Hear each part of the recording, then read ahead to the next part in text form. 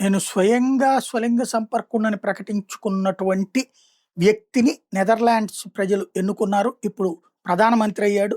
38 ఏళ్ల రాబ్ నెదర్లాండ్స్‌లో నూతన సంకీర్ణ సర్కార్ కొలువుదీరింది. 38 ఏళ్ల రాబ్ జెటెన్ దేశ ప్రధానిగా సోమవారం బాధ్యతలు స్వీకరించారు. రాబ్ ఆయన మంత్రివర్గ సభ్యులతో రాజు విలియం అలెగ్జాండర్ ప్రమాణ స్వీకారం చేయించారు. దేశ చరిత్రలోనే అత్యంత పిన్న వయస్కుడైన ప్రధానిగా రాబ్ రికార్డు సృష్టించారు. తాను స్వలింగ సంపర్కుడని రాడ్ గతంలోనే బాహాటంగా చెప్పాడు. ఇలా ప్రకటించుకున్న తొలి ప్రధానిగా కూడా ఆయన నిలిచాడు. ఈ పరిణామాలను స్వాగతిస్తున్నట్టు నెదర్లాండ్స్ ఎల్జీబీటీక్యూ సంస్థ పేర్కొంది. తమ సామాజిక వర్గానికి రాబ్ రోల్ మోడల్గా నిలుస్తాడంటూ ఆశాభావం వెలిబుచ్చింది.